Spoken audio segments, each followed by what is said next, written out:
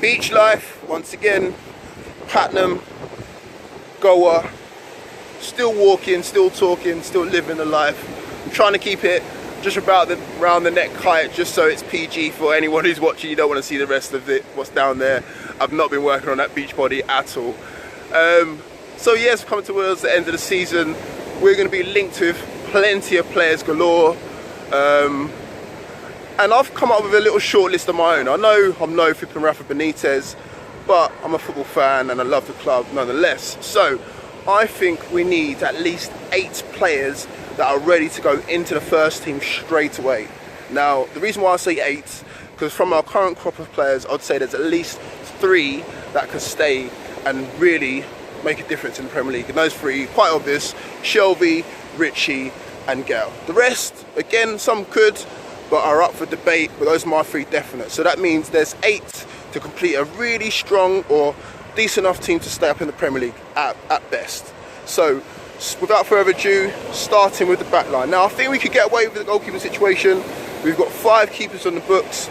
I'm sure at least one of them, or 2 of them at least, would be good enough to stay in the Premier League. For me personally, it would be Darlow and Elliott, then Keith Woodman, maybe loan him out, and then, as much as it pains me to say, probably sell Krul on, because he signs a contract, gets loaned out. It's pretty much towards the end of his time at Newcastle United. So, goalkeeper situation we don't need to worry about. Starting with the defence now. Now, defensively, we're okay. Not good enough for the Premier League, but we're okay. So I'm going to start off with the right back situation. Anita, for me, needs to stay, not just because he's a good right back, it's because he can play across the midfield. Maybe not the best visibility all the time, but he can definitely do a job.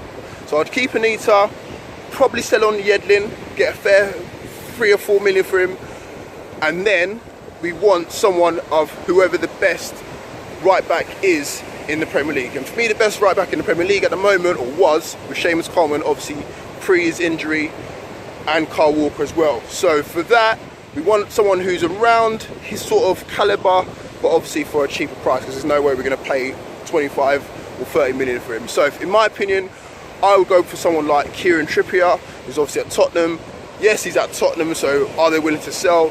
Maybe if we sell him the dream and obviously put in a healthy 10 to 12 billion in for him, maybe even a bit of extra, and guarantee him first team football. Because obviously he's not going to be guaranteed first team football all the time at Tottenham, even though they're doing very well towards the top of the table. But in the same time, his quality and some of the balls that he's put in for Harry Kane this season have been absolutely phenomenal. So that's my first choice. On the other side, same sort of procedure. Whoever is going to be the best in that position at left back, you need to sign someone, but for just under or just about what we're willing to pay. So in my opinion, again, the best left back in the league is by far Danny Rose. Could we afford Danny Rose at 30 million? Probably, but are we going to pay that much? Probably not. So in my opinion, again, someone who we could possibly get if we put in a good 10 or 12 million, bearing in mind we do have that sort of money knocking about, especially if we do offload some of the money that we do, offload some of the players that we do have. Can't get words out of there. I would have to get in Ryan Bertrand from Southampton. Kind of makes sense to me. Oh, I'm going to walk back now, saw a massive eagle. Kind of makes sense to me. 12 million I reckon be enough to get him, maybe a bit extra. And again, someone of similar quality to Danny Rose in that bracket anyway, and English as well. Now, centre half positions. Got 4 at the club. We at least have to get rid of one. The one easy enough to go, I think, will be Grant Hanley. I'm sure we could easily recruit the 4 or 5 million that we spent on him from Blackburn. So if we got rid of Grant Hanley, a lot of suggestions have been made about Rice Shawcross being brought in. I'm not actually mad at that. Yes, he's 28, 29, coming towards the end of his career. But again, if he could sit alongside Jamal Lascelles, I think Jamal Lascelles will do all the better for him. I'm not saying Jamal Lascelles should be our first team captain all the time, because judging by this season alone, it's a bit hit and miss sometimes. So again, maybe a Ryan Shawcross alongside Kieran Clark would work even better. Also, another suggestion, or another 2 suggestions, Michael Keane, who again apparently has put in a transfer request at Burnley, and also Harry Maguire, although I'm a bit debatable on that one, because Harry Maguire, obviously he's at Hull City at the moment. Hull City do look like they're going to be dropping down a league. Do you really be wanting to take a defender from a team that's dropping down a league? I'll leave that one up to you anyway. So those are my 3 suggestions in the 2 centre-half positions there. We'd at least have to get rid of Hanley and maybe another one as well. If it had to be another one, who would you pick? I'm going to leave that one up to you anyway. So, moving on to midfield. Now, I still think we need another midfield enforcer. Yes, we have Isaac Hayden, we have Jack Colback, but out of the 2, I think there's only room for one of them, and then to get another person in who could do either a similar job to them or could add to the creativity that Shelby has in midfield. So, I think personally, Isaac Hayden should stay. Correct me if I'm wrong on that one. And Jack Colback should be moved on. I think Hayden can offer a little bit more than Colback going forward, and definitely has more in terms of energy and vision than Colback as well. So that's my choice in that department, to get rid of Colback and keep Hayden. And then in terms of bringing someone into midfield, for me, it's quite obvious, Sigurdsson from Swansea. Now again, going back to the Harry Maguire situation, do you really want to be picking off someone from a team that's going to be potentially going down? In this situation, yes, because Sigurdsson, I think he's too good for Swansea. He's proved it time and time again how lethal he is. And again, for the right price, around about £10 million, I think he'd be an absolute bargain, especially alongside Shelby, with someone sitting in behind them as well, and actually can play as a number 10, something that we've lacked all season round. Now, moving on to the wingers. Now, we need to so desperately sign a winger. It's so obvious. Obviously, we wanted to get in Townsend in the January transfer window. That didn't materialise, and I think it just showed so much how we needed someone who could be the opposite to Richie, who can get out players. Because as much as I love Richie, he doesn't have to play sometimes to beat a player, and we need someone who's direct. I like Katu, don't get me wrong, but I don't think he's been given enough time to prove himself, and I don't think he'll be kept on this season or for the next season. So for me, the only possible winger that we could sign in my eyes is Andros Townsend. Again, going in for him, would it be a bit of taste for us to sign him again after what he's done to us? Yes, but for me, it would have to be strictly business. This is part of the reason why I don't get attached that much to players anymore, because as soon as you get attached to a player, they're off. But again, in terms of business, it makes sense.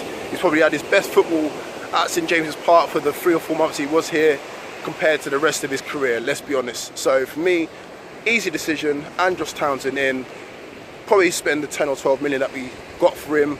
If we can get him for a bit cheaper, then even better.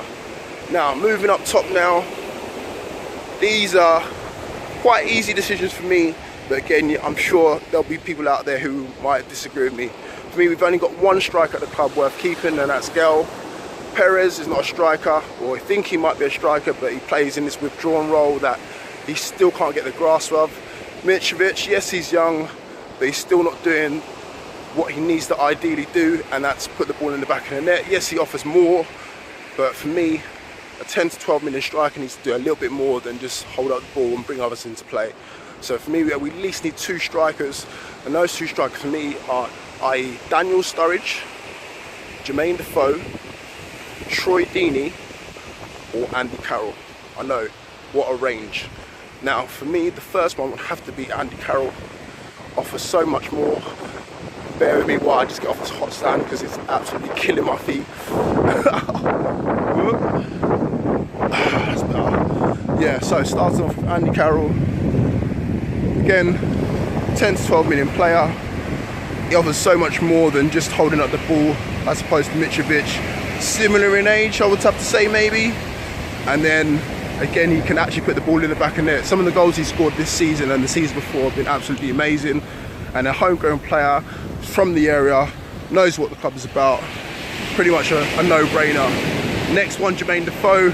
This one is a juicy one because again, it'll just, you know what? You know why? The reason why it'll be so great for us to sign him. Again, he knows where the back of the net is. Scores goals for fun. Scores a lot of goals, especially in a team like Sunderland. And again, for us to sign a player from our local rivals, it's just the icing on the cake.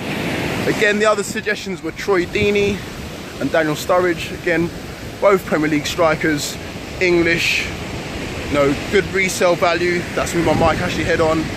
And definitely something that we need to think about doing. But again, I think that might break the kind of 12 to 15 million pound barrier that we're willing to pay at the moment. So those are my suggestions for now.